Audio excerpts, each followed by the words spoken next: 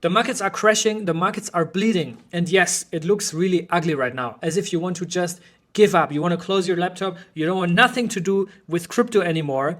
And this is exactly where they want to have you. This is exactly where the market wants to have you, that you're so convinced of one direction and you can't see a way out. You can't see why or how crypto is ever going to go up again.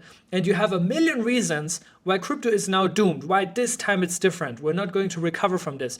Everything is dead. Everything is going to zero. We're in a trajectory to zero, right? This is literally what the charts look like. But this is exactly where the market wants you to be. And at one point, it will turn around. And I think the signs are there. I keep saying this, crypto is 95% pain and suffering, 95% in which you feel like someone is standing on your chest and you're not free and you just don't know if there's a way out.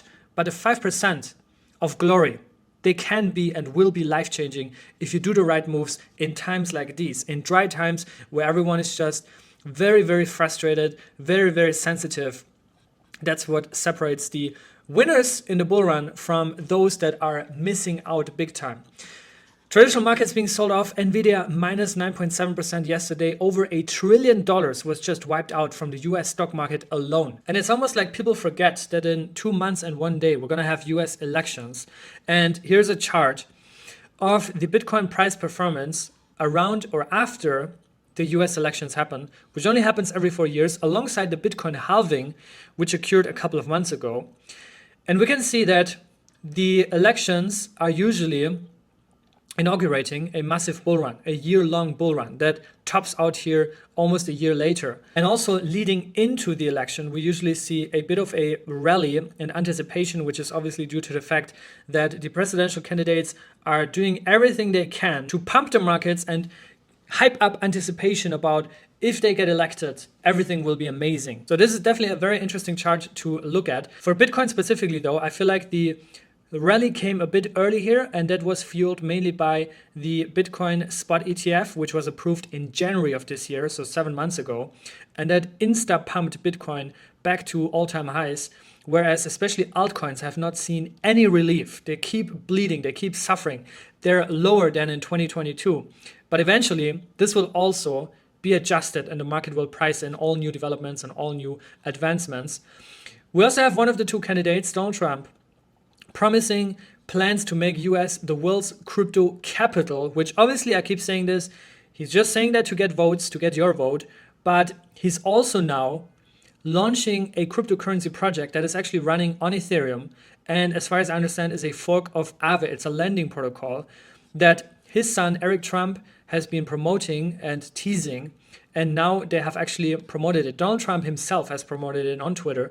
It's called World Liberty Finance. That's the name of the project. There's no coin as of right now, but eventually this is going to launch and this is going to be a DeFi project. So is Trump going to make DeFi great again? We'll see. But right now DeFi is a very cold, dry topic that no one really cares about. But eventually I think DeFi is going to come back. And I have also some interesting stats and reasons why DeFi is here to stay. Looking at the race right now, Trump leading 51% versus Harris 47%. According to Polymarket, which is a predictions market that you can track the development of the race. Another interesting statistics I want to share is the number of founders or crypto startups and where they are geographically located. And we can see that in 2022, this has been vastly dominated by the USA or Canada, with like 60, 70, even almost 80% here in the first half of 2022. But we've seen a big shift. We've seen a big shift towards Asia. Towards Asia, we can now see that over 40% is based out of Asia. So crypto startups are fleeing the US. They're getting out of the US. The policies that were imposed by the current administration over the past 4 years have forced startups and founders outside of the US.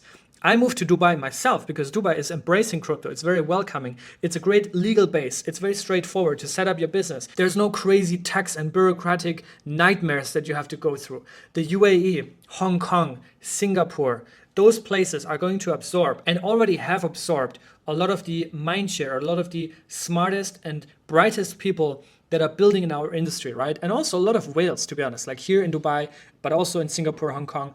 There's a lot of whale money is going to those places. And I think this will continue to happen. Maybe part of the reason also why Donald Trump promised to make the US the world's crypto capital. We'll see. Anyways, here's a reason, a crystal clear reason why crypto is going to succeed, right? For the same reason why Airbnb succeeded, for the same reason why Uber and ride-hailing companies succeeded, because it's more efficient, right? Because it's more efficient, it cuts out a lot of middlemen, and in crypto's case, it's actually truly decentralized, right? You can see here, for example, what $1,000 gets you on Western Union. It gets you 815 euros, and it takes you 1 business day. PayPal, 822, and takes you 5 to 10 days.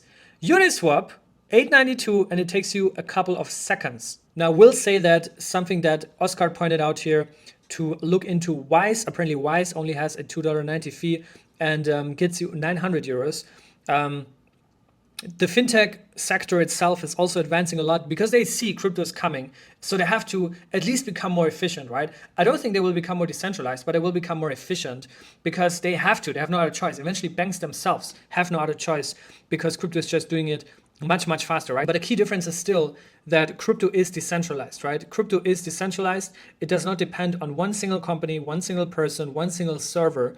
It is actually decentralized. And being decentralized yet more efficient is actually mind-blowing, right? Decentralization usually sacrifices speed or efficiency, but in that case, it actually doesn't, right? And TradFi is still much slower and much worse. Now, we also have a lot of innovation happening in Cosmos, led by the Skip team, which are one of the most unsung heroes in Cosmos and eventually also in all crypto, because they now cut fees for transacting in USDC or swapping USDC between chains by 90% on Skip Go. So if you are an avid USDC user and you need to do a lot of transactions back and forth, use Skip Go, formerly known as ibc.fun, and play around with it. It apparently is the most efficient USDC transmitter and USDC platform there is. And in context of crypto markets, the macro environment, the current sentiment that we're in, and how everything is so negative and bearish, this is truly what is happening behind the scenes right now. A lot of these teams, what they're doing right now, pretty much all of the teams that have runway, and there are many of them, sure, there are also teams that are slowly running out of runway and they actually have to look at how they continue their operations. But those that have runway, those that have a development team, they are currently building and shipping behind the scenes, but they're just not public about it. They're not sharing big announcements because the market would not really care about it anyways, right? And it's also true that a lot of the founders, a lot of the very highly anticipated launches and tokens that are dropping are just postponing their launch and waiting for a better environment, right? So either Q4, which historically is also the most bullish quarter, or Q1 next year. And that also means a lot of partnership announcements, product launches, big integrations, a lot of these big announcements. I think they're also being delayed until the market environment is a little bit calmer and is a little bit settled, right? So always keep that in mind as well. In the background, most of these teams, they're just building, they're just shipping, right? And most of these crypto teams consist of like 90% developers, right? So you wouldn't even know what they're doing if they're not communicating and are being public about it. Now, looking at the markets, like I said, it looks really ugly. Everything is down 6, 7, 8, 9%. Fetch, the largest Cosmos chain in production, $1.11, minus 6%. Kronos, minus 3. Atom, minus 7 at $4 now. Injective, below 16. Say, 26 cents. Celestia, $4.19. Akash, down 7%. Everything is down, down, down, bad. And like I said in the intro, there seems to be no floor. There are a million reasons why crypto is doomed, your coin is doomed, everything is doomed. But this is exactly what the market wants to have you, right? Almost in desperation and really at max frustration. Now, I do have a lot of updates for you today about individual projects, and we also have one scenario that is actually very scary, especially for Atom. We're going to talk about this in a second. But first off, the ICF, the Interchain Foundation, which is basically the Cosmos Foundation, has published a Treasury Snapshot, and I actually want you to guess right now, how much money do you think they have? Before I'll show it to you. How much money do you think the Interchain Foundation has currently in their treasury? The answer is $295 million, and 78 million of which are held in fiat and 216 million in crypto. They're holding almost 700 BTC, over 33,000 Ethereum, and over 14 million Atom tokens, which is alone $65 million worth.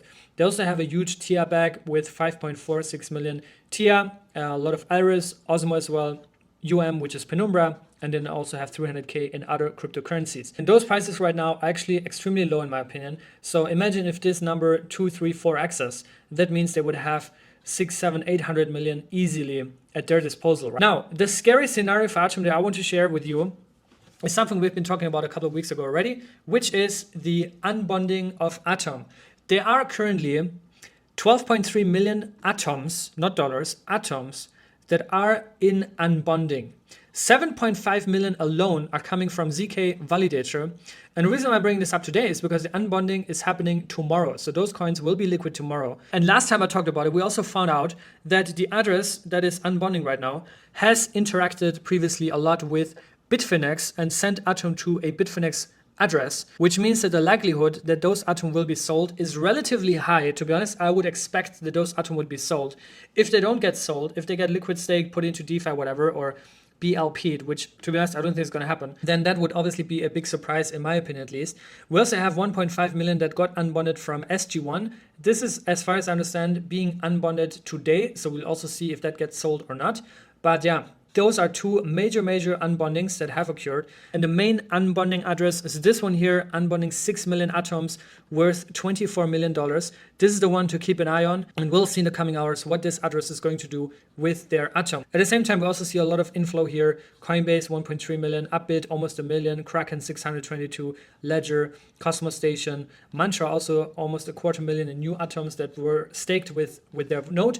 So it's not only that, you know, we're seeing unbondings and people exiting, there's also new players coming in. Another thing I want to also highlight here is the staking APR is currently at 15% according to Smart Stake. However, if you go on Bro Monitor, we can see that they're saying the APR is actually at 18.2% right now. So I'm not sure which number is the correct one, but considering that the inflation is capped at 10% and we're currently at the roof, I think obviously the more Atom get unbonded, the higher the APR is going to be for those that remain staked. Anyways, we also have positive news. Lava Network integrating Atom, the Cosmos Hub RPC, will be the first specification supported on Lava mainnet, which is really good to see. Lava is an RPC infrastructure network, a Cosmos chain itself, and they have very close ties and also integrations now with the Cosmos Hub, which is good to see. The Cosmos Hub itself is also currently in a position, I think, where a lot of shipping is happening. We have Forge and Hydro coming up very soon. I'm also going to get a sneak peek into Hydro and Forge tomorrow, so very excited to look into that, how that looks like and all these kind of things. We also have the Babylon integration with the Cosmos Hub, Lorenzo protocol, a couple of consumer chains lined up. So I think on the technical side of things, technical developments, the Cosmos Hub is not doing really bad and it's not justifying the price behavior, but it's more so the positioning, the branding, all the drama that we have seen over the years, failed proposals, ideas that were not executed, right? I think this is what really is holding the Cosmos Hub back. We also saw Sunny initiating the conversations about a potential merge with Osmosis and the Cosmos Hub, but now he's also rowing back a little bit on that idea. Osmosis itself is also shipping relentlessly. We talked about it a lot over the past couple of weeks and months. But yeah, we'll see where this is all going. Right now, obviously, market cap-wise, price behavior-wise, Cosmos Hub, Atom, Osmo are not in the best position. So I think that's also one of the reasons why this merge idea was pursued in the first place. Speaking on Osmosis, the August recap is really showcasing the relentless shipping season that Osmosis has been in this month. We talked about pretty much all of these updates, their new interface, limit orders that went live, a brand new portfolio page, just abstracting also a lot of the complexity away. Fractal.fun, which is really cool, lets you fractionalize your NFTs so you can DCA into a bad kit, for example, which is really cool. And yeah, a lot more integrations, a lot of stuff that is happening. Also evmos integration. So Osmosis is now also EVM compatible, which is good to see. Text screener integration. A lot of things that have been shipped on Osmosis this month. And Osmosis is also going to be the launch place, at least the launch DEX for many of the upcoming coins that are coming up, like Initia, for example. I think Initia also has investment and incubation, I guess, from Binance, so they might also just be listed there. But on the DEX side of things, I think Osmosis is going to be the primary DEX for Initia. And Initia itself is going to launch with 10 chains on the interwoven stack with Celestia underneath. Milky Way, we talked about it a lot, liquid staking provider, currently on Osmosis, is going to launch on Initia as a sovereign rollup. And then we have 9 others, to be honest. Most of them I haven't even heard about. Next up, we have Passage, also relentless shipping, relentless building. Probably one of the coldest narratives right now. Metaverse, virtual worlds, something that really no one cares about right now. It's more about macro, ETFs. Some of the memes are still pumping, but also there's been a lot of setback on that as well. But yeah, Metaverse, I think, is going to have its season inevitably at some point this cycle. And Passage is just the best metaverse place from the Cosmos ecosystem, also closely integrated with Akash network, running on Akash for some of their worlds, which is also very cool to see. dYdX, another Cosmos chain that is advancing a lot. dYdX Unlimited coming soon. This is one of their largest upgrades that is coming. Permissionless market listings, mega vaults. We talked about this in the last video, which also lets you earn yield. Also an affiliates program and permission keys. I think especially the affiliates program is what could ignite a dYdX growth hype and 10x their user base if done correctly. So I'm very excited to see all of these upgrades landing on dYdX. And also dYdX is focusing more and more on mobile. So you can do stop loss and take profit now on dYdX mobile application, which is also good to see, and something that Cosmos is really lagging behind big time, right, on the mobile experience. So that's dYdX. Switching gears to airdrops, Saga Vault 4 tokens have been distributed.